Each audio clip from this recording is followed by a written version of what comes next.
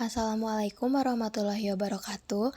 Pada kesempatan kali ini, kami dari kelompok 2 akan menjelaskan materi mengenai struktur pati pada nasi dan hubungannya dengan pencernaan. Video ini dibuat untuk memenuhi tugas mata kuliah biologi kimia dan analitik. Berikut merupakan anggota dari kelompok 2 yang terdiri dari 5 orang.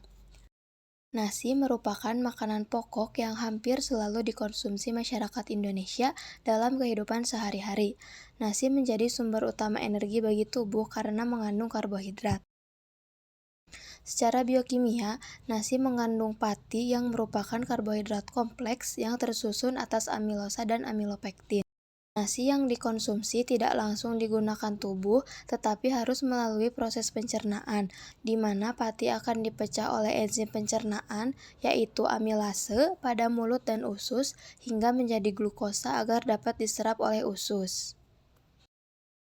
Tujuan dari pembahasan video ini yaitu untuk menjelaskan biomolekul utama penyusun nasi, kemudian menjelaskan struktur pati yang terdiri dari amilosa dan amilopektin, kemudian menjelaskan proses pencernaan karbohidrat, yaitu hubungan struktur pati dengan peran enzim pencernaan, dan menjelaskan peran nasi sebagai sumber energi.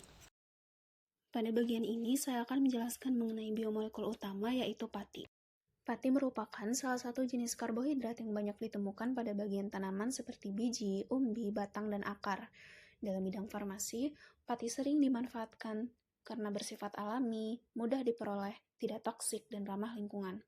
Secara kimia, pati merupakan polisakarida yang tersusun dari unit-unit glukosa hasil proses fotosintesis. Sifatnya yang hidrofilik membuat pati mampu membentuk struktur yang stabil sehingga banyak digunakan sebagai bahan tambahan dalam sediaan farmasi. Berdasarkan strukturnya, pati termasuk ke dalam kelompok polisakarida karena tersusun dari banyak unit glukosa. Sifatnya yang biokompatibel dan mudah dimodifikasi menjadikan pati sangat potensial digunakan sebagai bahan pembawa dalam sistem pengantaran obat di bidang farmasi. Pati tersusun atas dua komponen utama, yaitu amilosa dan amilopektin. Amilosa memiliki struktur rantai lurus dengan ikatan alfa 1,4 glukosa, sedangkan amilopektin memiliki struktur bercabang dengan tambahan ikatan alfa 1,6. Perbedaan struktur ini memengaruhi sifat pati seperti kelarutan, viskositas, dan kemampuannya untuk membentuk gel. Baik, perkenalkan saya Nur Aulia Fatu Zakira dengan NPM 075. Di sini saya akan menjelaskan secara singkat mengenai struktur biomolekul. Seperti yang kita ketahui bahwa pati beras ataupun Oryza sativa ini tersusun dari adanya amilosa dan amilopektin. Keduanya berasal dari monomer beta D-glukosa dengan ikatan glikosidik yang berbeda dan membentuk struktur linear versus yang bercabang. Nah, dapat dilihat secara detail bahwa amilosa itu tersusun dari unit penyusun berupa beta-D-glukopiranosa dan dihubungkan oleh alfa 1 ke 4, di mana rantai lurusnya itu sedikit bercabang hanya sekitar 2-8 per molekul, dan ikatan hidrogennya juga kuat berupa pilinan. Sedangkan amilopektin, walaupun unit penyusunnya sama berupa beta-D-glukopiranosa, tapi cabangnya itu lebih banyak, sekitar 20-30 glukosa via alfa 1 ke 6. Bentuknya juga berupa klaster blockade kompleks, dan perbandingan ini juga berpengaruh pada granula pati, di mana amilosa itu ada di daerah amorf, sedangkan amilopektin itu ada di daerah kristalin.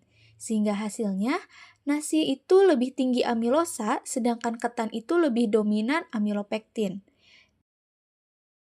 Hubungan struktur pati dan fungsinya. Pati tersusun dari amilosa dan amilopektin, di mana struktur ini menentukan seberapa cepat pati dipecah dan diserap tubuh. Nah, semakin bercabang dan terbuka strukturnya, semakin mudah dicerna karena menyediakan banyak titik untuk dipecah enzim, dan semakin rapat dan linier, semakin sulit dicerna. Peran enzim amilase dan pengaruh struktur terhadap pelepasan glukosa. Amilase adalah enzim yang memecah pati menjadi maltosa dan glukosa, diproduksi oleh kelenjar saliva di mulut dan pankreas di usus halus. Enzim ini bekerja sejak makanan dikunyah, memutus ikatan A14 glikosida pada pati. Nah, amilopektin memiliki indeks glikemik tinggi sehingga glukosa cepat dilepas, sehingga cepat menaikkan gula darah. Selain itu, amilosa memiliki indeks glikemik rendah sehingga glukosa dilepas secara perlahan.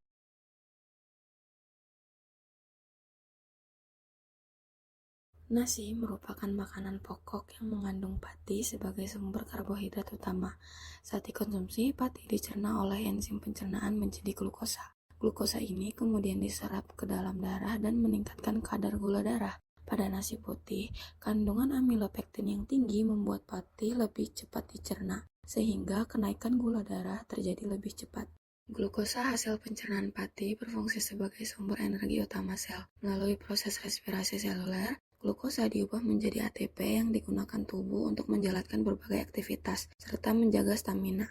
Namun, konsumsi nasi perlu dilakukan secara seimbang, serta dikombinasikan dengan serat, protein, dan lemak sehat yang dapat membantu memperlambat penyerapan glukosa serta menjaga kestabilan kadar gula darah. Jika dikonsumsi berlebihan, nasi dapat menyebabkan lonjakan gula darah berulang dan meningkatkan kerja insulin. Dalam jangka panjang, kondisi ini dapat meningkatkan resiko resistensi insulin dan diabetes mellitus tipe 2. Oleh karena itu, pemilihan jenis nasi dan pola makan yang tepat sangat penting untuk menjaga kesehatan.